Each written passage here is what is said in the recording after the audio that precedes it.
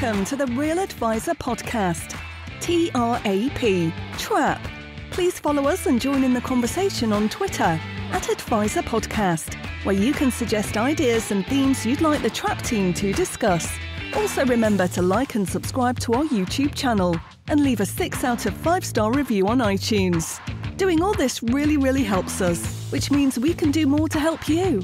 Now let's head over to the studio for the latest pile of Trap.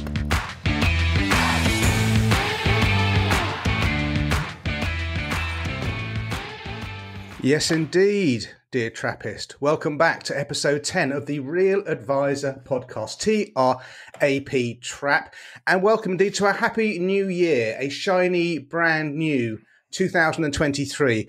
A new year that's just been driven off the forecourt. It's gleaming. There are no dinks or dunks. You can see a reflection in the hubcaps. Everything is sparkling and lovely. We all know in about 11 months' time, we'll be driving around an old banger of a 2023 with lots of bumps, rust, McDonald's packets wedged down the passenger seats, sweet wrappers over there. But for the moment, we're driving off in a beautiful new year.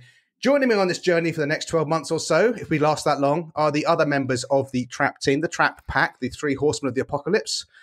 Alan Smith, Carl Widger, Andy Hart. Gentlemen, we have a show packed full of absolutely nothing. So let's start unpacking it straight away. Andy Hart, giving us a bit of a timestamp. Real life planning outcomes and your friend life assurance. Give us a little tale, Andy. Is that what we're kicking off with? Happy New Year, everybody. It was just a follow up. Obviously, we talk about real life client outcomes. So a friend of mine unfortunately passed away about 4 months ago. I spoke about it on my podcast, and I recently caught up with his widow, which sounds a bit weird calling her that. She's a good friend of mine. And I was the only person to have sold him some life insurance. I sold him life insurance when he bought his first home, and I was new to this business, 2006.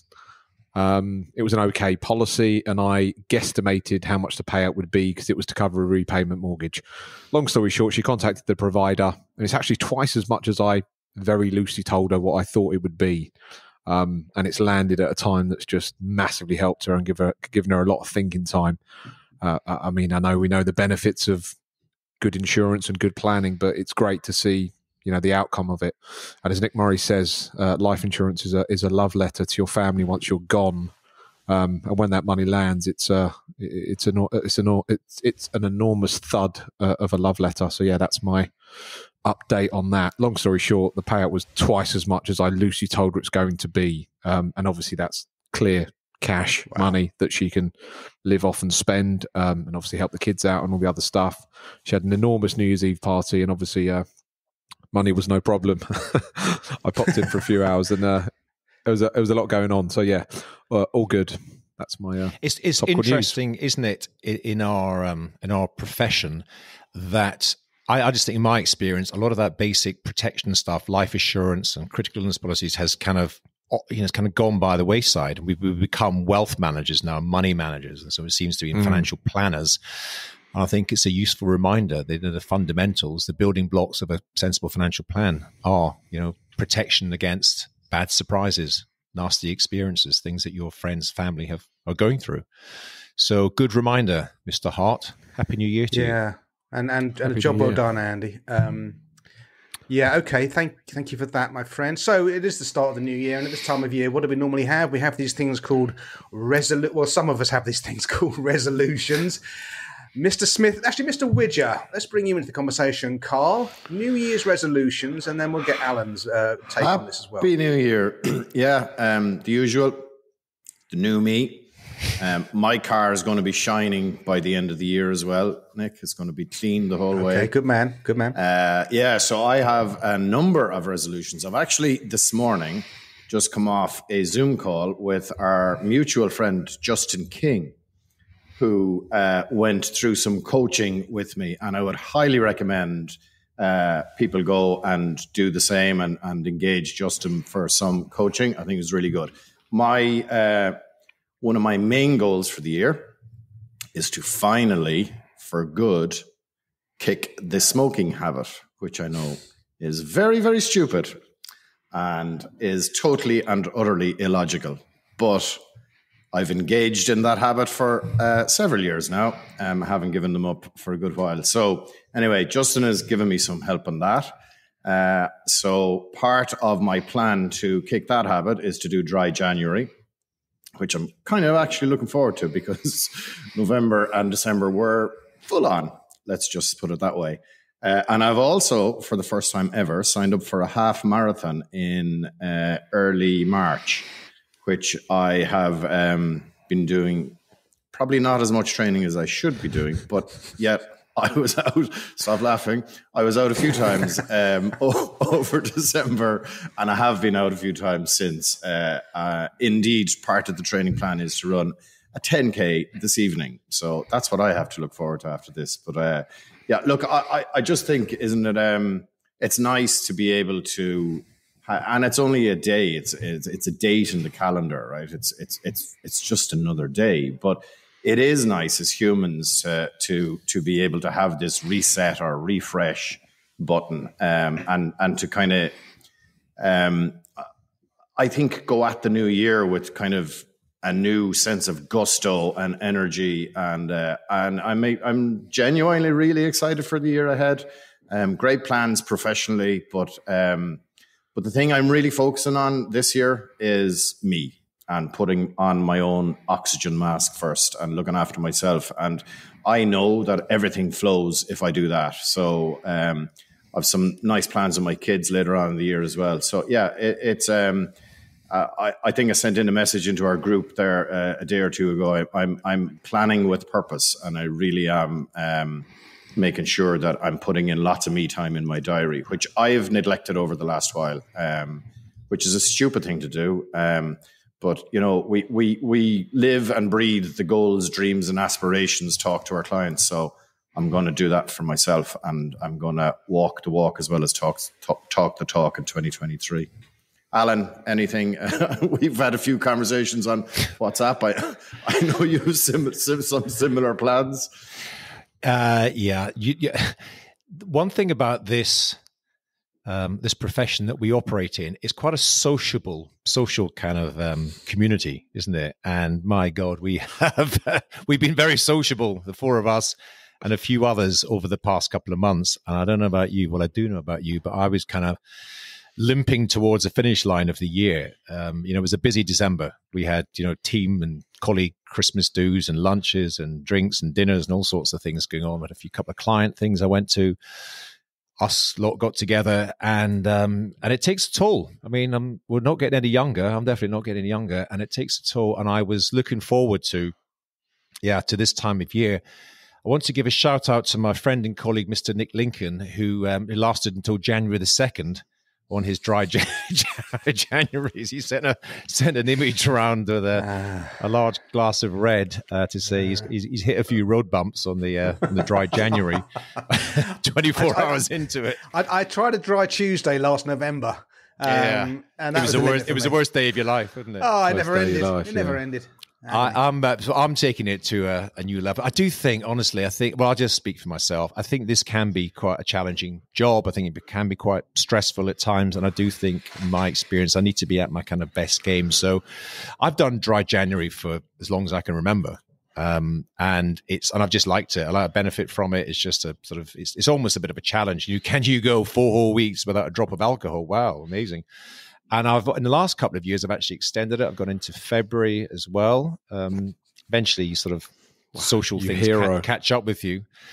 But I am going, and this is I stand by to I'll get abuse on this. There's a thing called monk mode. All the cool kids are doing this now. Go monk mode. So I'm going to live like a monk. What does that mean? So obviously, no booze. I am eating healthy. I'm intermittent fasting, which I've gone on and off for. So I'm just going down this track of OMAD, it's called, 1 meal a day.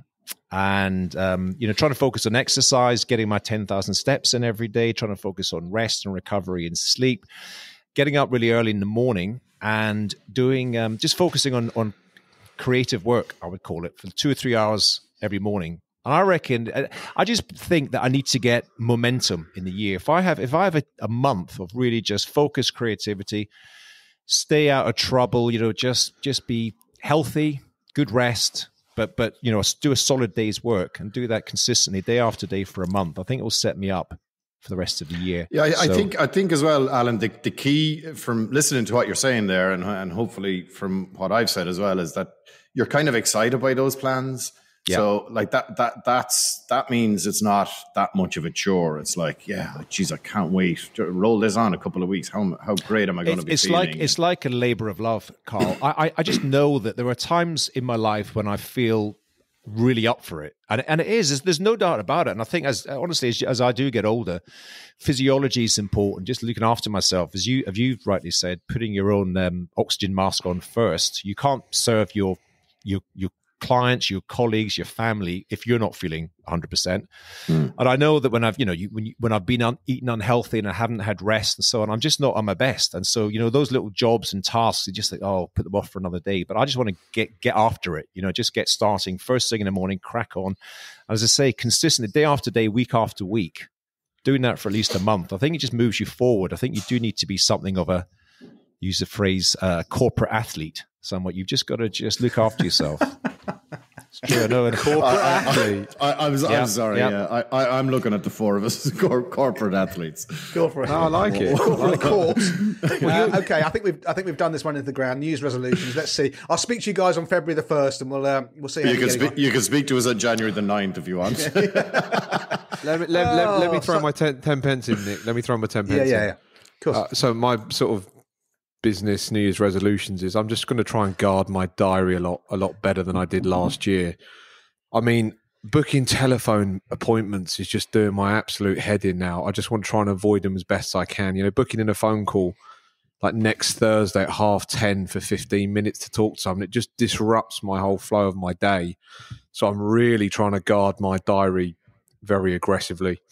I'm also trying to, I get so many needy emails from people. I just haven't got the headspace to deal with it.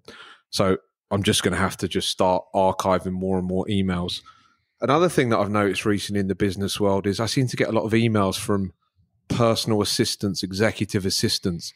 It is excruciating when you deal with these people. They're so organized and they ask you so many questions and they're so needy. And when you're dealing with someone on behalf of someone, it's such a nightmare. I get emails from a PA asking 5 questions that I know the person they're asking them on behalf knows, but they're just doing such a great job to be thorough about what they're asking. It's excruciating. Anyway, I'm going to move on from that. And the other thing I'm going to do personally, I'm just going to go to the gym more. I run quite a lot, so I'm doing sort of too much cardio. I run probably 10 to 15 times a month, so I need to go to the gym a lot more. So I'm going to try and go to the gym at least twice a week. I basically just need to build more muscle. So that's my tweaks and changes to my behaviour and work life. So over to you, Nick. Anything to throw in finally? No, I don't really do New Year's resolutions. No tweaks and changes. You went to the gym, didn't you, 3 days ago? I mean, I think when you're near, I don't. If I sound perfection, it sounds vain. But when you're near perfect, just leave alone. Just walk away and be grateful for what you've already got. Just make what you've got a bit better. All right, and that's what I do every year. Okay, all right. Now then, we've had some rambling about New Year's resolutions. Hopefully the Trappists are still with us. We need to move on to the meat and potatoes, and this is a subject that is a bit of a dry one, but we can't ignore it. And normally on the Real Advisor podcast, we do try and talk about more eternal subjects around practice management, human behaviors, and so forth, how we can help nudge people to do the right things. But sometimes we've got to address the regulatory elephant in the room when the unemployed in suits come up with their next big thing. And the next big thing in the UK came out last year. For our overseas listeners, you might want to zone out now, perhaps, but I wouldn't do necessarily, because what happens here, especially to the Trappists in Ireland and South Africa, what happens in the UK, in one form or another, tends to migrate over to your financial services worldscapes as well. So what's happening in the UK now, it wouldn't surprise me if some form of it came into your world a little bit down the line. And what we need to talk about here, is consumer duty. Now, if you have a regulator that needs great big projects to work on, it's going to invent great big projects to work on. And I'll have a bit of a vent, and then I'll tell you how I have dealt with consumer duty and how I have a point of difference on it with Mr. Smith. So let's start. I think consumer duty is a pile of bullshit. And it's the latest pile of bullshit from a regulator that doesn't know anything about what we do or what real financial planning is. But it is what it is, and we have to deal with it. And for those listeners who aren't familiar, I'm sure you all are, but there are some broad outlines of what the regulator wants Consumer Duty to deliver. Ending off rip-off charges and fees, make it as easy to switch or cancel products as it was to take them out. I mean, even that, it's not easy to take them out in the first place. Who said that taking out financial services products is easy? It's way easier already to cancel them, because taking them out is a complete pain in the arse. If you want to take out a credit card or a loan, you crack on. You can do it in 30 seconds online. So that's a moot point anyway. Provide helpful and accessible customer support. Provide timely and clear information. Well, this is a regulator that makes us give clients rainforests of stuff they're not going to read. So, look in the mirror, guys. Firms should enable clients to make good financial decisions rather than bearing key information in lengthy terms and conditions. Again, provide products and services that are right for their customers. That is obviously right. I have a point with that, because I think the regulator still thinks we're brokers and that everything is about product. All right. And for every client, there is the perfect product that will fit them like a bespoke suit. It'll just drape over the client beautifully. No wrinkles, no saggy bits. It's the perfect. That doesn't exist. What we do is as much art as science. We try and find the right products for clients, but what does right mean?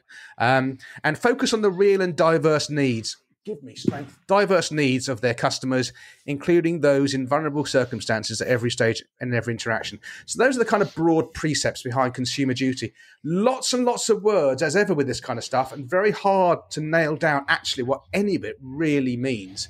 But a firm, it's sum up what Consumer Duty is about, as far as I can see it. A firm must act to deliver good outcomes for its clients, act in good faith, avoid foreseeable harm, and enable and support to pursue financial objectives for the clients. Wow, that's woolly, isn't it? So I kind of stuck, I think, along with Andy to a degree, we kind of just ignored this for most of last year, but we couldn't do by October because we had to have a Consumer Duty plan in place. So I thought, okay, I'm going to cross this Rubicon and get it done. And there's a guy that we know, certainly a guy I know, who runs a really good, again, micro business in Hatfield, up the road from me. But he really goes for this stuff. He'll do it properly. And I thought, well, he's also called Nick. And I thought Nick will have done his Consumer Duty plan. So I had to look at his and adapted it to myself. And he had been through it all. He's got all the various points that need to be addressed in the different sections. The client proposition. What's the next thing? The investment proposition, how you handle new inquiries, how you give advice on products. And I went through it all. And actually, having done it all, and I kind of intuited this, I think it's already baked in. I think the outcomes that the FCA want consumers to get from their Consumer Duty program are certainly baked into what I do. And I don't see it as a big problem. There are bits and bobs that I'll need just to address and just maybe to finesse on. But I don't think for the one-man band whose entire business is predicated around having successful client outcomes, because his clients, to be blunt, his clients are his or her living. Yeah. And therefore it's totally aligned with having happy customers, happy clients. I think Consumer Duty is baked into everything that we do. I have one within that, all of that. The FCA keeps on banging about how we, as the seller of advice, have to demonstrate value. Only a monopoly provider of a service that we have to buy could come up with such stupidity. Through history, the seller names the cost and the purchaser determines the value. The seller does not determine value, FCA. I'm sorry, I'm not going to say whether my clients are getting good value. It's for the clients to determine. But everything else I will take on board.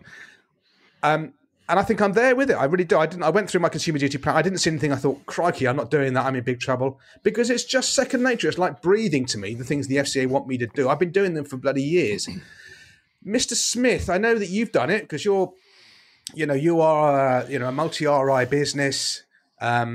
And you've embraced this and you've got it all in place in time. And you've got the difference to me is where you've got a board and you've got people to report to. And with Consumer Duty, everybody has to buy in at the exec level, whether you're regulated or not. It's got to be like a cultural shift from the top. You put a tweet out last year, you put out somewhere in social media, but I think it was a tweet saying, we've just done our Consumer Duty plan. Cannot see how the small or micro businesses can have any chance of keeping on top of this, or words to that effect. I really disagree. I think the micro businesses are the ones who are going to find it easiest. I think those small IFA firms who are perhaps the old style 3+1/2 who don't do financial planning, who use DFMs, who put the product at the center of everything without doing much financial planning, and who and perhaps have RIs who all do in different investment propositions for people. Yeah. So Mrs. Miggins will get one client response from one advisor, investment response from one advisor, a different investment response from another. If I was running one of those businesses, I would be absolutely wetting the bed. But I don't think for the micro RI who does full fat financial planning, it's a problem. But go on, disabuse me. I think you're right, actually, and I've looked at this since. I mean, I like you. I didn't spend much time considering it until I had to. When was it? October last year, and I sort of sat down and we had a couple of meetings here internally, and we got some external people come in, and I thought, holy crap! I mean, there was our own. You had to deliver your implementation plan by October. You don't have to complete all the work until I believe it's the end of July this year. But right. I had a look at it, and I thought. I mean, our implementation plan is 31 pages long. There are, just taking a note, there are 142 action points on it. Now, we're a bit of a bigger firm than yours is, Nick, but we're not a huge organization. We've got a limited amount of resource to do that. And I had a look at it, and I thought, holy crap, if we're supposed to do all this in the time scale, then what is this, literally a one-man or one-woman band supposed to do whose main day job is showing up and seeing their clients, because you're going to have to, your weekends are going to be packed. I've had more time to reflect and look at this, and I've recognized the term proportionate, because there's a huge number of things that you probably won't have to do. Just say not applicable, or we don't do this. My overall view is this is a good thing. It's a good thing for the people on this, the three of us which are impacted by it. Carl, some point in the future might be, because to me, it's a consolidation of all the kind of rules, the prod rules and RDR and TCF and all that stuff that's come in over the years. And it's summarized it. And I think if you are complying with this stuff, you're running a good business, bottom line. You've got all your checks and measures in place. You are reviewing things. The value for money thing is another. I think it plays into our hands, frankly. If we can demonstrate value for money all day long, whereas the sort of firms that you described, Nick, are going to struggle a bit more. And I think also the larger brands, the larger firms, some of the firm that shall not be mentioned, Nick, play the jingle. You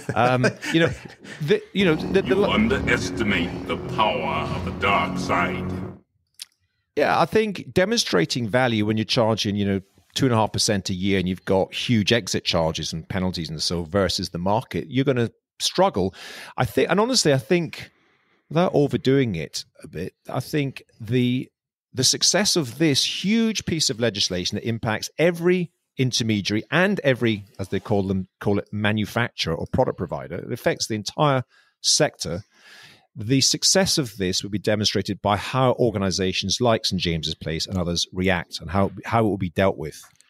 Because unless firms like this significantly change their proposition, their model, their exit charges, then it's been a waste of time, frankly. So overall, it's a bit of work. What it does is it makes us, it just makes sure that we're running a really good business. We've ticked all the boxes. We've got access. As you say, Nick, most of us have got all this stuff and these checklists and these forms and stuff, but is it immediately accessible? Is it reviewed as often as it should be? It's professionalizing the industry a bit more. So I don't think it has huge impact on firms like us. But there's other parts of the industry that I have to say, frankly, without a doubt. But the time spent on it already is a sunk cost that somebody's going to pick up somewhere, and it's either going to be you with reduced earnings or the client with increased. All these things come with a time cost. The fact that we're doing this already, and it's like Nick, document how you breathe in and out. Okay, if I have to, I'll do it. I'll give you a checklist. I breathe it in, and the oxygen goes to my lungs, and then it's my blood, and then I breathe out, and that's carbon, whatever. It's like, right. But you know what I mean? if it's a bit like when the retail distribution review came in, which interestingly was 10 years ago, almost to the day, I think, is that the whole industry improved a bit. We got a bit more professional. People did have to do a few exams. Traditional commission models were put away. So I think if this is another step in the right direction, if it reflects better on you, if more people seek your services because of identified, this seems to be a increasingly more professional sector, then it is better for all of us. So I've kind of come full circle. I've gone from this is this horrific piece of work to say, yeah, it is a bit like breathing in and out, but if it gives us a bit of a reminder as a business and makes sure we have our ducks in a row. But what do you think, Andy? Yeah, the sharks will obviously usually navigate all obstacles. Good point you made, Alan. What noticeable difference will we see from not just financial advice businesses? I know this is a financial advice podcast, but everyone involved in any advice to clients, any selling of financial products to clients is caught up by this, from the banks to the DFMs to everybody. So that's going to be quite interesting. Yeah, I've gone through the whole process like Nick mentioned with my compliance consultants and gone through it all. The good news is a lot of these roads, again, are leading to proper financial planning, laying out the client's goals in context. So again, it's just as Nick says, it's all the good stuff that we should already be doing, but it's just going to give people a bit more of a nudge to it. That's my 2 pence on it. So back to you, Nick, maybe, unless Carl's got anything to say. Yeah, look, I'm a very interested listener to all of this stuff, and obviously you guys have been talking about this for a little bit. I suppose when RDR was introduced in the UK, my hope was that something similar would be introduced in Ireland, because only people who are actually adding value would be able to survive in that kind of a scenario. Unfortunately, even though Metas was out ahead of the curve and trying to set ourselves up for that eventuality, it actually hasn't happened. However, the wheel is slowly turning. I would just listening to you guys, I think you're kind of all on the same page, and I think you've all nearly come to the same conclusion that if you're doing real financial planning, you're doing most of this stuff already. And yeah, I get it's a bit of a pain having to write it down and document it all. But I think, corporate governance can only be a good thing, and it will weed out a lot of the people who shouldn't be doing the business. However, Alan, your point about St. James's Place and exit fees or whatever, I think demonstrating value, marketing spin can do that all day long. So I'm not sure it's going to change much there. But look, in terms of making what we do more professional, and if it brings more people around to real financial planning in the UK and then in Ireland, and I do see through this podcast, I'm talking to an awful lot more people in Ireland, an awful lot more people who are seeing the light and going, yeah, real financial planning is where it's at. I would think is a good thing. I genuinely hope that we do get some sense of this kind of stuff from our regulator in Ireland. I think it can only be a good thing. I understand it's it's a time suck, but we appointed a head of compliance here in Metis a couple of years ago, and it's one of the best things we ever did. And I think corporate governance can only professionalize your firm, and it can only make for a better client's experience ultimately. Okay. So therefore, that's a good thing. Good points. I'm just going to come back quickly on a couple of things, and if I can, because I think they're quite important. We had RDR and we had all these qualifications, and still you get the rogues. If you think we've never had more regulation on the books in the history of human existence, and still there are rogues. The trouble is the rogues will always be rogues, and the good guys have to do more and more of this crap all the time. And that's Nick, what Nick, is there are statistically fewer rogues, I would say, than there was. I mean, I've been in this industry a long time. Bit by bit. If you just make it more, because as you say, we just got to document breathing in and out that you're doing anyway. But those who are not breathing in and out, those are going to start. Comes a point where people, it's just harder. If the whole sector, look, you've got the legal profession that's been doing what they do for literally hundreds of years. Ours is a very new profession, but they've been doing it for hundreds of years. There are still dodgy lawyers out there, but there are fewer of them. There are fewer dodgy financial planners. Bit by bit, this does weed out the cowboys. There will always exist. There will always be somebody who gets around it, but I believe there are fewer of them now than there were. Okay. And my second point was, and I'm not knocking SJP for this because this is how they work. If you think this is going to get rid of exit penalties on St. James's bonds pensions, it won't happen. So what's the point?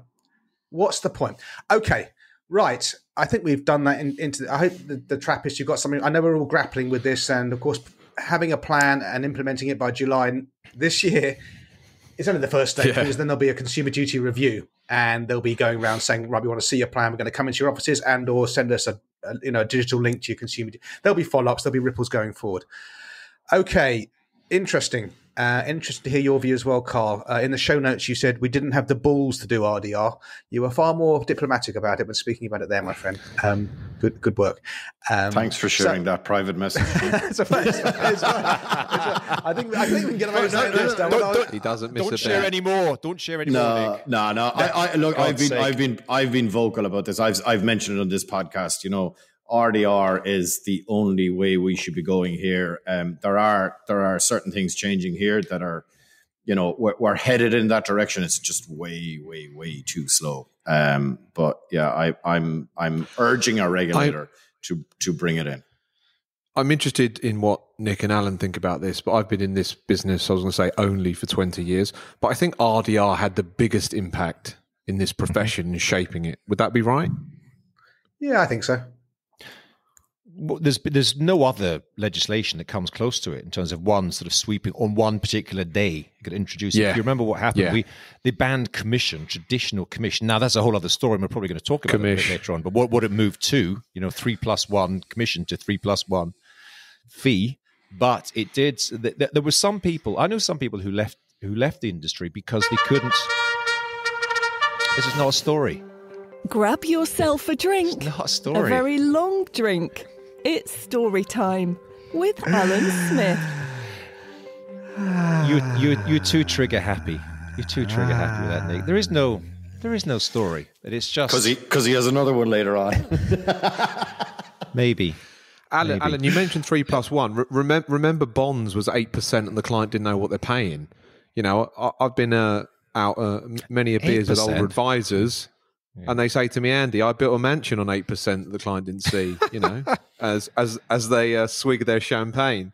But you were saying, Alan, you knew people that were on the old model. Were you going to say they left when RDR came in? Is that your point? Well, no, there was that. I think one of the things was, again, we've touched on this in the past, and often as this podcast evolves, there'll be sort of recurring themes and subjects that keep coming back. And one of them is about qualifications. I know you and Andy is sort of anti-chartered, but RDR introduced what it still is called level 4, and that was too much for some people. I knew some people said, "Nah, I can't do it." Yeah. So they left.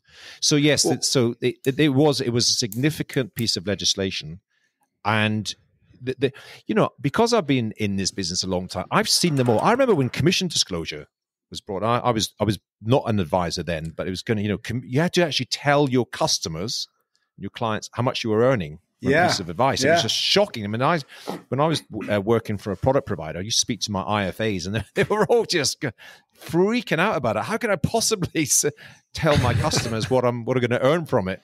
And then you had, of course, the commission disclosure on quotations, which often would get dropped off the, mysteriously removed from the stapling in the back of the thing. I when I was a broker consultant, I used to deal with at least one IFA who would just rip off the final page. Yeah. It was okay, whatever. If you can live you with said yourself. At least one, Nick. I thought you were going to say at least one didn't rip off the back page. Well, not that bad. But commission disclosure in 93/94, because I just joined then as a callow 7-year-old. Yeah, it was like, now it's just like, it's so automatic, isn't it? It's just, you don't even, in the old days, we got paid commission and no one, people knew, but pre-1994, you didn't have to disclose it. It's just like, wow, different world. I think the two themes are we're just becoming more transparent and better qualified, which is great. They're two big things that we're very keen on. But then it overcorrects, doesn't it? So then now, the disclosure and transparency is like the client's thinking, why do I need to, I get it, Andy, we're in. Anyway, all good. Long story. My final point on that is there is potentially good news in this, right? For us who are already set up and in business, is that it's a barrier to entry. It's another barrier to entry. So is that the regulators surely don't want that advice gap we've spoken about before. They don't care about the advice gap, Carl. They don't care about the advice gap. Everything they don't look at what people say. Look at what they do. Everything that they do broadens this so-called advice gap. Right. Yep. But, I think about this and there's all the comparisons with sport, for example. And it's like football or rugby and knowing the offside rule or something like that. You can use it to your advantage. I've often thought about compliance, and everyone I spoke to would say, and they were just moaning, bloody regulators, bloody compliance. And I thought, if I can get a step ahead of it, if I can understand like the rules of the game, and I can optimize it the way that then you're either, I agree with you, Carl, if it's making life difficult for everyone else, and we've just going to spend a bit of time and attention to make it better or smoother, that's a competitive advantage for us. And that's the way I treat these things. I huff and puff like everyone else does. But I think, right, you either play around, understand the offside rule or don't play the game. That's the way I see this. Have you done it to death, Nick?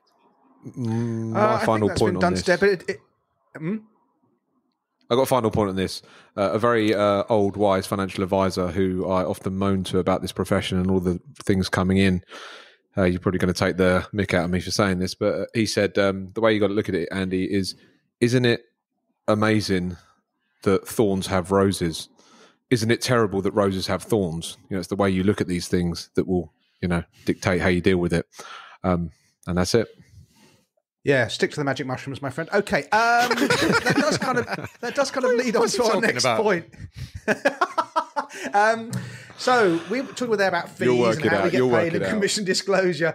And one of the great questions we have from our last Christmas Q&A special, we couldn't quite address because it was such a meaty question asked by a good friend of the show, Dan the Chin Weston, who's on Twitter as @MCF Planning, Mother Charlie Foxtrot Planning.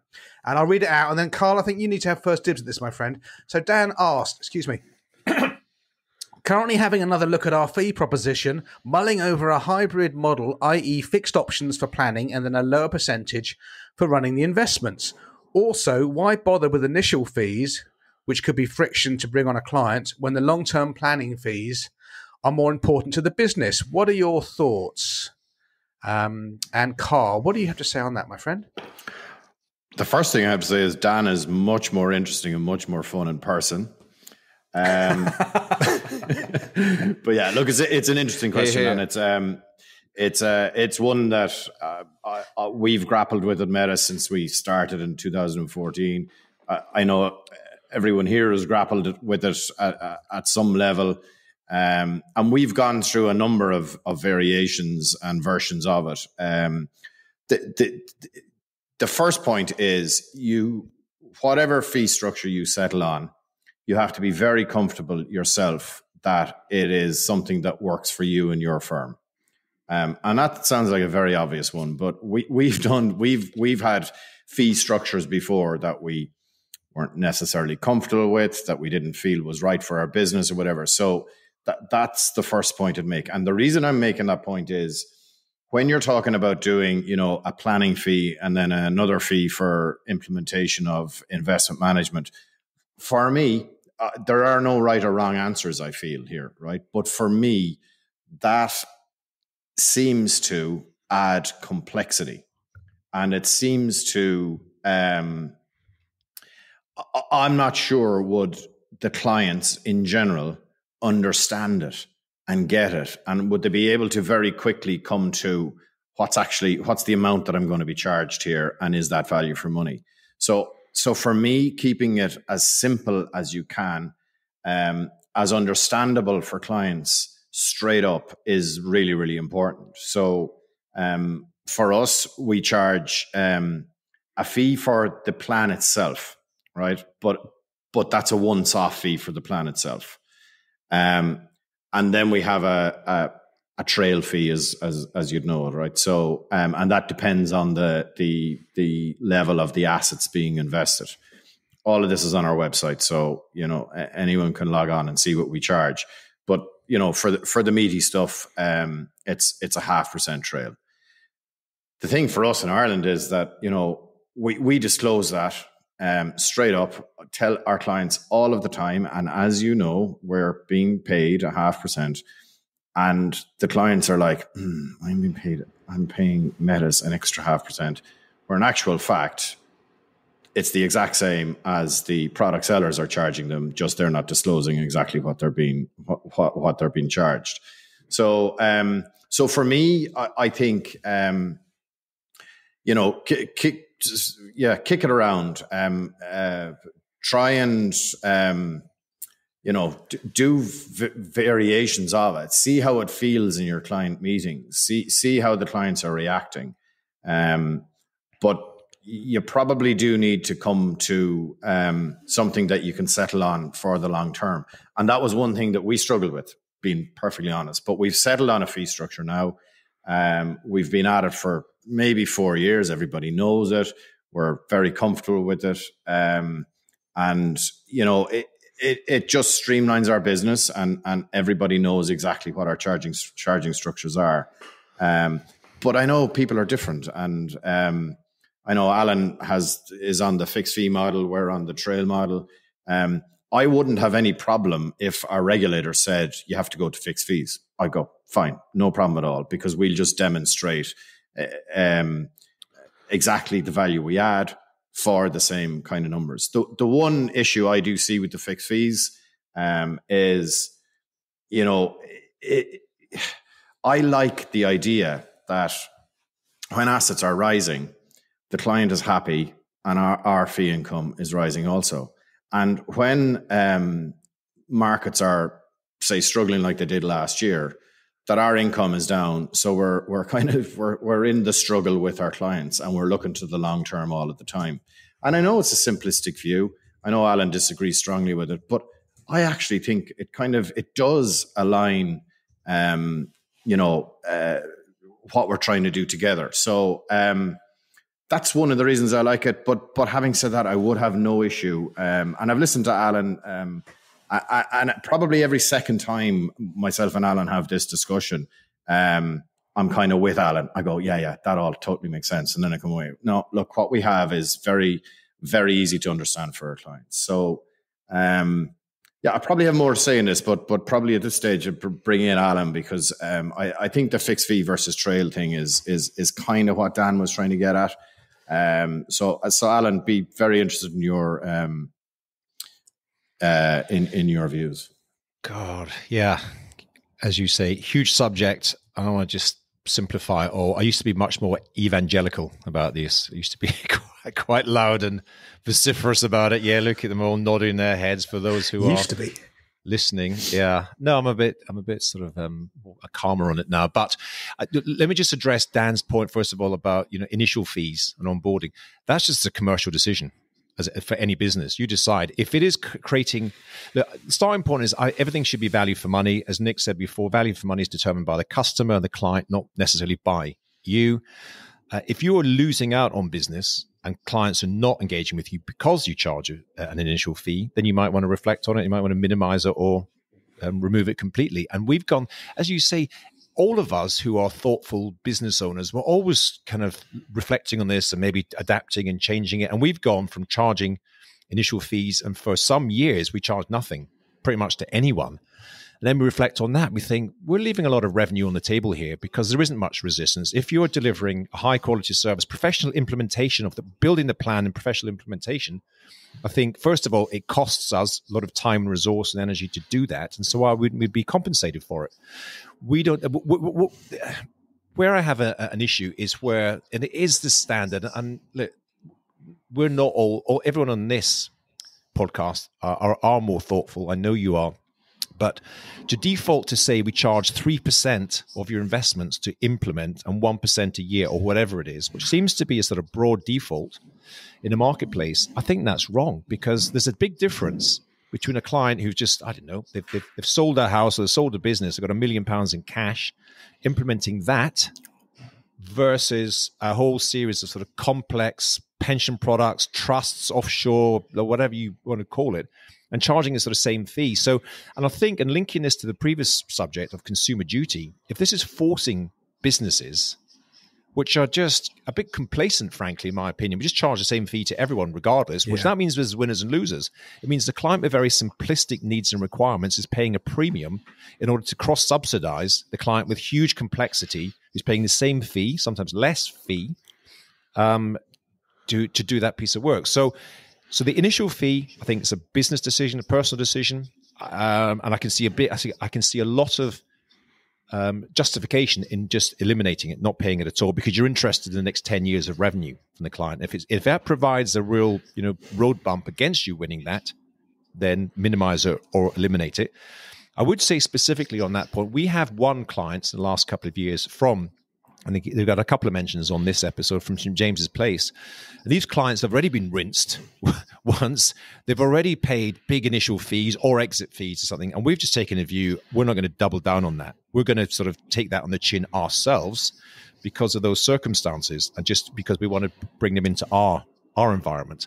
So I think that you can do it on a client by client basis, or you can have a company decision. Now, the bigger question is about the percentage charge versus the flat fee. And my views are well documented on it. Everyone on this podcast believes that the real value in what we do is in planning. It's in coaching. It's in project management. It's in being a sounding board. It's being all those good things. It's not in money management. We all, I believe, have got world-class investment propositions, portfolio management propositions. But Carl, just to come back to you on that point, the fact that the market goes up, down, sideways has got nothing to do with you. As you know, you have got no control of the global capital markets. So why are you being rewarded when they go up, and why are you being penalized when they go down? What is the product? What is the service that you deliver to your customer? You know what it is. The clue is in the title of the podcast. It's in real planning. And so that doesn't change. You still show up every day or every week and deliver that. And so we're now in our 7th or 8th year of doing flat fee retainers. And to answer, go back to the original question that Dan has posed, we're one of the few companies, there's still very few who operate in this way, but we've proved that you can survive. You can operate on this basis. We've learned a lot of lessons about how you position it, because I can tell you behaviorally and the way that people think, a £5,000 fee just sounds a lot more than a 0.5% or 1% or whatever it is. I've got numerous examples. I won't share them now in the interest of time, but where clients have really pushed back, and our fee was actually less in pounds and pence than they were currently paying, but they've said, "Oh, that's a bit expensive," because just there's some cognitive blind spot that people have got between pounds and pence and basis points. And that's one of the reasons that the industry has thrived so much on the percentage charge. That's okay. Over to you, Nick. Well, I don't know if Andy wants to chip in or not. We've given this quite a good go. Andy. Isn't this the meat of the show, Nick? Shouldn't we be unpacking this in a bit more detail? Or? Okay, fine. I'll get on my soapbox for a little bit. A lot of people are very evangelical about this. And when they do talk about it, they, I think, incorrectly put too much emphasis on the fee model itself with its level of high or low integrity, when I think it should be actually on the advisor way more than the actual fee model that they charge. But to directly answer Dan's question, fees can be split into ongoing fees or initial fees. And again, we all know this, but I'll just explain it in a little bit more detail the way I see it. So the ongoing fees, the most common way of charging is a percentage of assets. I believe this is probably circa or 95% of the financial advisor market, 99 point whatever percent of the investment management market. They all charge an ad valorem fee. So it's a beast, and it's not going to go away overnight as such. We talk about flat and fixed fees. I think it's not correctly framed. I think it should be agreed fees. They're certainly not flat because they're different for every different client. They're certainly not fixed because they change. So I think we should be calling them agreed fees. Then it's a little bit more clearer for the clients. And then you've got hourly charging. Shoot me now. Nobody wants to be charged on an hourly basis. Anybody who's had extensive experience with lawyers will concur what I say there. Move on from that. My lawyer charged me £31 plus VAT to read an email of me saying thanks for being courteous. an email saying, don't send me any more invoices. He charged you. Yeah, exactly. We'll talk about the ongoing fees in a second, maybe, if people want to talk about it. The next place is the initial fees, and a few people have alluded to Carl and Alan. So initial fees are either a percentage of assets, like Alan said, 3%, 1%, 0.5%, or a project fee, so a fixed fee. That I think is correct. It is a fixed fee. Or a hybrid. So I see this hybrid model being sort of discussed with quite a few people, where very simplistically we charge £99 a month standing order plus 0.5% fee, or £299 a month plus 0.4% on the investment aspect. I believe that probably is the fairest and cleanest way of doing this, because then your wealthier clients do pay proportionately a slightly more expensive fee, but not widely. The whole saying is someone that's got £1 million versus £100,000 10 times more work, because that's the fee discrepancy. Again, we could argue about that all day. Alan spoke about it. Humans are full of emotions, and the placebo effect is real. And high friction, low friction of fees, which I think it's. And I'm also agreeing with Carl's point. It is aligned. When it goes up, we do better. When it goes down, we do worse. I haven't got a problem with that, because at the end of the day, we are in the wealth creation business. And again, we shy away from the fact that we do create wealth for our clients. My niche can I just interject? Let's ask you a question there, but just specifically on that point. So ignore the markets. You get a client who then goes into, if you ignore market fluctuations, it goes up and down. Generally, as we all know, it goes up 3 years out of 4. But what about in clients in decumulation? What about clients who say, I want to take a big chunk of money out and buy a second holiday home in the south of France, or I want to give my kids a property? Done it. Yep. All that stuff. So you take a haircut on your fee. I definitely take a haircut on my fee. But remember, I said focus on the advisor with the integrity, not the fee model. So if the advisor's got integrity, I would discuss that with them. Completely irrelevant to what I'm going to lose in terms of my income. If I'm looking after £500,000 for a client, and I have a solution. I have a solution on that. So what we do is we have a tiered approach to the trail. So it's 0.5% on €1 million or more. It's 0.75 between 500 and $1 million. So, if the financial plan, if someone's goals, dreams, or aspirations say, I want to buy a holiday home in the south of France, we'll go, let's go and do it. Brilliant. Let's get that money out, right? Fantastic.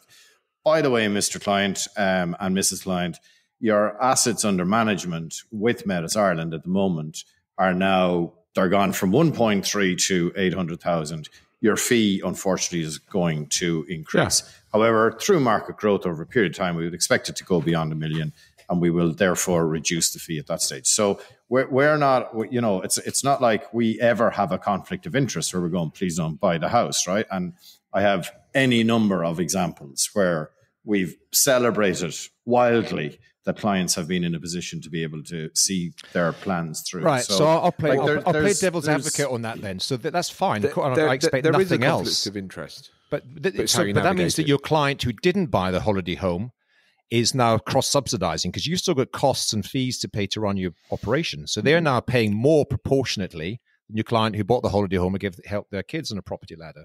That's just a statement of fact. It is. You just look at they are paying more. There's more revenue that client is paying to you who didn't do those other things, just chose to have more money managed with you.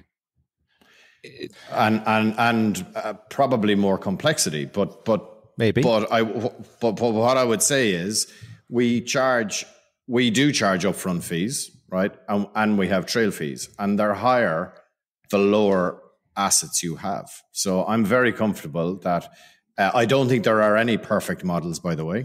And I think anybody claiming to say that they have a there's not. model. No, definitely not. So, what about your client who's got 10 million euros in assets, but most of it is in property and their business and a bunch of other things, and they've got a small amount with you, but you're doing a huge amount of planning, a huge amount of value add, but you have got less retail investment money managed by you. So we will charge that client up to €3,000 for the plan each year. Mm-hmm. That's also in our. It doesn't matter how you skin the cat, as long as you skin the cat. Yeah, that's also in our charging structure on our website. That's okay. Fine, as it should be. I've got just three quick points, and then we can go back to it. If you want to keep on talking about it, that's fine. This thing about if you charge a percentage fee, how come one person you charge 1% on one person who's got £10 million and 1% on somebody who's got £1 million? It depends what you're saying your fee is for, and how you're trying to sell your value for the client to determine whether you have got value. If you're selling your value on behavioural counselling, from not making the big mistake, you're going to save the person with the bigger pot of money from making a mistake that would cost way more than the person with the smaller pot of money. Hence, your fee is commensurately bigger because you're creating a bigger and preserving a bigger slice of wealth for them and for their children. That's the answer to that one. I too have a tiered approach. It is difficult if clients want to disinvest and you're on a flat 1% or whatever it is across the board. And I think you guys know I've got a really steep tier because it's my kind of, and I adopted this back in 2008. I thought I can see this being a problem. And so my fee drops off dramatically over £500,000 because you get clients in, we're selling dreams, right? We're selling lifestyles, and clients are therefore going to say, hold on, I've got this dream of buying this holiday home in the Dordogne or this speedboat, whatever it might be. And I know we've got the funds to get that, Nick, because you've helped us get these funds together. And you want to be in a position, as Andy said, where there is very little conflict, if any. And you say, yeah, fine, go ahead and do it. So a tiered approach does help with that. But if you really don't want to lose the revenue, just do a new plan and say you can't afford it. That'd be my argument. Just, lie to the clients. That last one was a joke. There is no perfect fee model. I think as long as the clients know what they're paying, right, and they can determine value or not. I think Dan made an interesting point in his question, without perhaps knowing it. Why bother with initial fees when the long-term planning fees are more important to the business? The long-term planning is more important to the client. It's the long-term planning where the value is added, in my understanding of the value chain. So I don't charge initial fees. I do charge the ongoing planning. The financial plan is dead. It's almost stillborn, right? As soon as the client walks out of the office, something happens to her life that changes the financial plan. The ongoing planning, where you just change and you do the nuances year on year to get the clients to their destination, that's where the value is. And so definitely that's where I think our fee focus should be on. But interesting as well, I think Alan might have mentioned a consumer duty. I don't have any initial fees. I have no exit penalties. It's ultra clean. The client comes on board, clean. If they want to go and leave at any time, get out. There's no cost to you to go doing so. You're not locked into anything. It's just very easy to articulate that to a client so they just understand exactly what they're paying and how much it is. That's what I think. Anybody else want to wrap a bow on this one? I'll wrap a quick bow on, and I think this is all well said. I think you've all made good points. But the one thing, because I've been noisy about this over the past few years, I do get quite a number of emails and contacts and stuff from various advisors because it remains a big subject for most people, most firms, and a lot of firms who are sort of new startup companies, and they want to get the most. And you're right, there is no optimum fee structure. There's a load of mistakes we've made on a flat fee retainer model. I do things differently for time again. But I get quite a lot of people asking me about it. There's a resource that I can point you to. I did a thing with Lee Robertson, who's a friend to the podcast, on his Octo platform last year. I did a sort of 1 hour webinar type thing that I just unpacked all the stuff, everything I've ever thought about via a fee model structure, what we did, how we priced it. If anyone really wants to have a deep dive on that, jump over to Lee's Octo platform, Octo members, and just sort of search for that thing that I did a year ago or 9 months ago. That's it. Just final point on this, Nick. There's a good friend of all of ours, we're not going to mention his name, but he famously set up a fixed fee business to lots of fanfare and was very, very vocal about it. And then I can't remember exactly how many years in, but he switched to the ad valorem model, and I've given it away there. He's one of the happiest advisors I know now. And I don't think he's going to be switching back to agreed fees. Can we all call it agreed fees? Thank you very much. Over to you, Nick. No, yeah, because Andy's decided he doesn't like a word, so we must now use the new. A percentage charge is an agreed fee as well. You call it a subscription. It's a subscription fee, is what it is. Like Netflix. I like that. I'm all right with that. Don't charge you. I'm all right with that. It's not flat. It's not fixed. No, subscription. Right. Are we done? Yes. Dan Weston, you owe us all a drink, my friend. Again. Okay, let's move on to the next segment of the show because Tempest is fugiting as we speak. A couple of questions from our beloved Trappists. Excuse me, fighting the lurgy that I got from Mr. Smith before Christmas, the gift that keeps on giving. Stop kissing me. Chris Thompson he's not on Twitter, which is probably to your credit. Global equities are the place to be for long-term growth, and money dies. Trademark Nick Lincoln. Money dies in cash and bonds. So interested to know how you guys approach clients in decumulation with 30 years of retirement ahead of them, where sequence risk comes into play. I'll go first if that's okay. I'll be brief, and then somebody else wants to be brief. That's fine, but let's not talk for the sake of it. Bucketing. you're bucketing. You have whatever your 12 months living expenses in cash, or a ultra short dated global bond fund, and when the fourth year out of 4 comes, when the markets decline, and if the client hasn't got sufficient fat on their portfolio from the years of growth beforehand, then you dip into the bucket, okay, where the cash is dying for the long term, but it's there for you for the short term. 1 or 2 years worth of living expenses minus state pension, rental income, final salary in that bucket. You lean on that when the market goes through a temporary decline. By the time, if that gets exhausted, the market should be through the worst of it. As ever, it's art, not science, man. You can have all your lovely graphs and programs that simulate 100 years of past performance. All you're doing is simulating past performance. We don't know what the future holds, but we have a clue, right? That's how I get the decumulation quandary sorted for my clients, and that's how I will handle it myself when I enter retirement. If I enter retirement, gents, any other views on that? That's why financial planning is a process. So you got to review it every year, make sure you have enough cash in that bucket, and drive on. Fully agree, Nick. Yeah. Okay. Yeah. Good stuff. What it isn't is using some sort of smoothed fund, but let's not go down there. Okay, Martyn Sale. Martyn spelled with a Y, but we won't hold that against you. There are some of you out there who had cruel parents. All your life you're spelling it, you're saying no, Martyn to the person on the phone. Martyn Sales, not on Twitter again. Martyn, and this is a good question. Carl, you made a point. This could be a subject for a whole next episode, but I will let's get it out there. To all of you, I'd love to hear how you grew your businesses at the beginning of the journey, in particular your approach to acquiring new clients. The podcast is fantastic, and I've already picked up so much from you all. Thank you, Martyn. You're sharing your experience and knowledge is invaluable to those starting out in the profession. Thank you for your efforts. Wow, that's lovely. That does mean that it does mean so much when we get feedback. Nearly all of the feedback we had is positive. Thank you. So, okay, one of you guys, how did you approach acquiring new clients? I agree with Carl. I think we should do next episode. It's come up consistently, time after time. Let's do a deep dive rather than give it a 2-minute summary, because I think it's such a regular question, particularly for those starting businesses, that we should do a 20-minute, 30-minute segment on it. I think we have addressed it, but let's do it as a whole show. Yeah, if you wish to. Yeah. Can I just say, just on that point, just related to this overall, I've had a couple of contacts over the holiday period, via LinkedIn, and people have asked me a couple of questions, and there were questions that have been raised on this podcast before, so I've pointed them in the direction of the pod.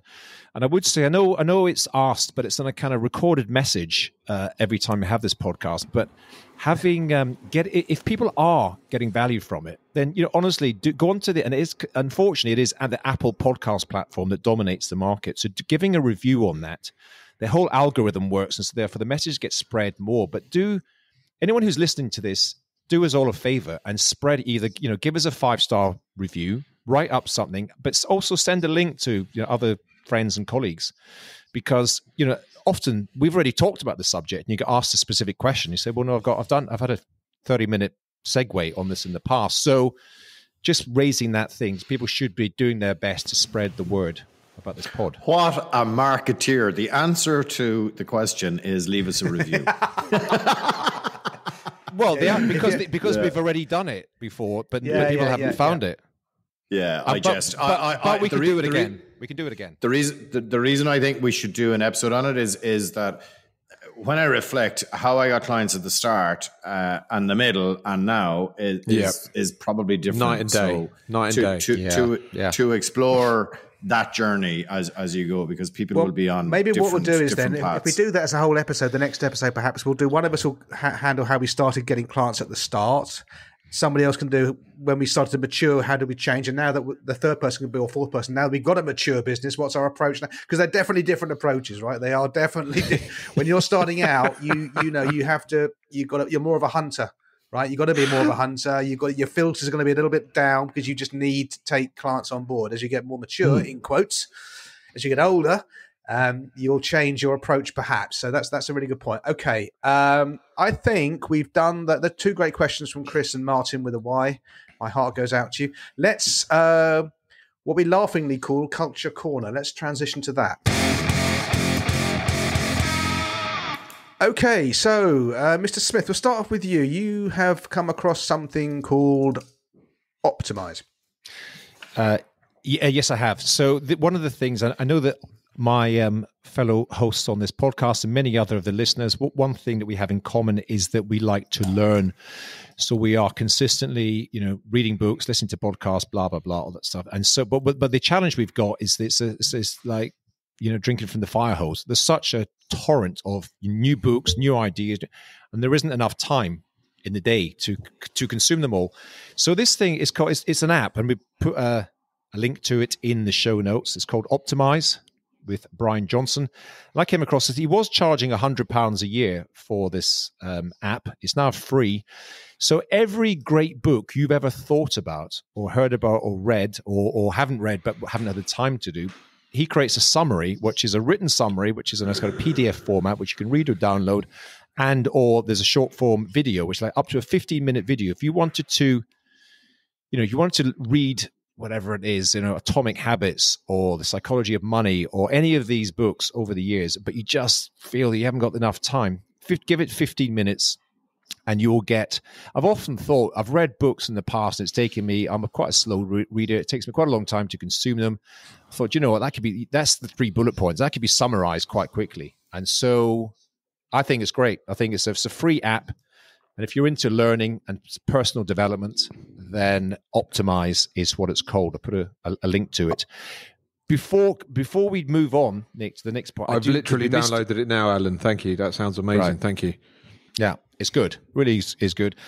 But I want to, before we move on to the next, to just mention something we forgot to mention earlier on, and it's a current issue that is live, and I would like to encourage the listeners who it's relevant to do something about this. You might have picked up over the festive season that there's a current spat going on. There's a bit of a coup d'etat going on in the sort of in the kind of professional services space right now in terms of the PFS, which I think the 3 of us in the UK are members of, is currently going through a challenging period of time where it's effectively its parent organization, the CII, Chartered Insurance Institute, is kind of attempting a bit of a takeover. It sounds like there's a lot of money at stake, there's a lot of control at stake, and there's a lot of activity that's gone on, which is questionable, shall we say. And I would encourage everyone, and again, I'll put a link in the show notes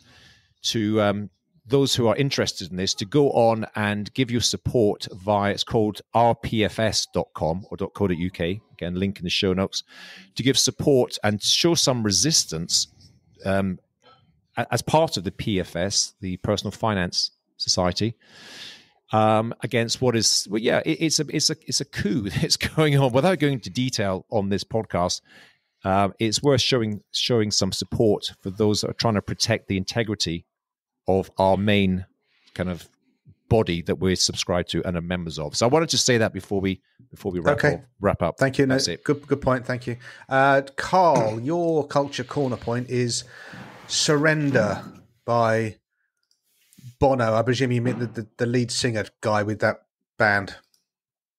Which band, Nick? Yeah, U2. UB40 begins with a U. U2. So Alan said that he struggles reading books, or he's a slow reader. I am also. So therefore, I do most of my consuming of books via Audible, as I've mentioned before. And sometimes the Audible books just get a bit boring. I think the one that the book that I found most interesting but most boring because of the way it was being read was.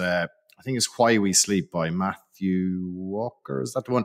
Anyway, great book. But by the end of it, I was like, I was ready to throttle the guy reading out the book. You're ready to fall asleep. Yeah, exactly. Yeah, but Surrender is read by Bono, and I think it's the way all Audible books should be done, right? Because well, I'm only halfway through a 20-hour book now at the moment, right? And the first half is obviously all the early U2 stuff, which I was into as a teenager, still love it, know all the songs. And he talks about how the songs were developed. But he sings parts of the songs, and he's clips from interviews. And it is so interesting. It is such an enjoyable listen. And I think I'd love to see or hear or listen to an awful lot more Audible books whereby there is more media involved in it, you know, because obviously the technology is there and it just makes it just such a wonderful listen. It is, parts of it are a little bit meh, but hey, you're going to get that in a 20-hour book, aren't you? But absolutely, I'm loving it. So if you're into U2's music at all, have a listen. Even if you're not, I would recommend it. I think it's really well put together, and hopefully the future of audio books. Okay, good points. And Mr. Hart, you've got Pack Point Trip It. Yeah, this is just an app recommendation. You open up the app, you tell it where you're going, when you're going, and what type of activity it is and what you're going to be doing whilst abroad, and it creates you a holiday packing list. It's all very boring, but I'm sure some people out there will be interested in it. That's it. How does it know what you need to pack? Well, you say, I'm going skiing, I'm going swimming, I want smartwear, I'm doing that. And then it produces the packing list. Nick, that's back into your breathing in and out. AI stands for anal intelligence. Yeah, because everyone goes on holiday with everything perfectly packed. Yeah, I do, because I've got a packing list that I've created over the years in Keep, and I use it every time I go abroad. And I checklist off. Pack Point people, download it before it runs out. Pack Point. That's it. Pack Point. Right. Okay, I've got a culture corner part. It's a TV thing. I don't watch much TV for reasons I'll come on to in a second. White Lotus. Just watched season 2. The first season was excellent. The second season, for once, was at least as good as the first. So check that out. It's a dark comedy set in luxury hotels around the world. This season was set in Sicily. It's like a love poem to Sicily. Sicily dominates the beautiful, tragic island of Sicily, the scenery and everything. But it's great. White Lotus, well worth watching. Something not worth watching is Glass Onion, which appears to be the movie du jour. Absolute shite. And Penny and I now we're quite good now. I read something 2 years ago. It's one of the people that we all follow, I think, said if you're reading a book and you're just not into it after 20 minutes, half an hour, throw it away. And go on to the next book. Don't worry about the sunk cost of the 20 minutes you've lost. Life's too short. You won't enjoy that book and pick up a new book. And now with TV, Penny and I sit down on those days when we're talking to each other and we try and watch something. And you can intuit within the first 30 seconds, if not the first 5 minutes, whether something's going to be good, regardless of the reviews. You get the camera angle is going to be rubbish. The script is going to be clunky. Glass Onion had Daniel Craig playing an American. I mean, there are 368 million Americans. Why do we need James Bond speaking in this cod-awful American accent? So Glass Onion, it's very good American knowledge there, Nick. Well done. Thank you, my fella. Thank you. I've got an app. It's called How Big is the Population of the US? What does it do? It tells you what to pack when you're going. It tells you what to pack when you're going travelling in the US. It's a combination of two other apps. It's a game changer. Android. That's what you say. Okay. Wow, we're finally giving people a sense of what happens in our WhatsApp group. No, let's not go there. Let's not go there. Listen, we're 1 hour, best part of an hour and a quarter in, so I think we should wrap this up. It's been a great show. Lovely to see you guys again. Trappists, as Alan alluded to, please do leave a review on iTunes if you can, and also leave a review or like and subscribe to us on YouTube. Our YouTube channel is burgeoning. Everything is good. I think that is it done. I think we've agreed for the next episode we will be discussing client acquisition through the different stages of a business, how you start and how you do it once you're mature. That would be quite interesting. Get the questions into us on the Trappist form. Everything is in the show notes. Everything is just made for you just to like us and subscribe to us and share us with your peers in your office. This is for everybody in the advice chain. Should get some value from what we're doing, hopefully. And the more you tell us what you like and don't like, the more we can curate and cultivate the show, because it's organic. It's you, the listener, that drives us as much as us four idiots talking all the time. I've talked all the time again. Are we done, guys? I think we are. Brilliant. See you next time, yeah? See you next time. Happy New Year. Happy New Year. Great.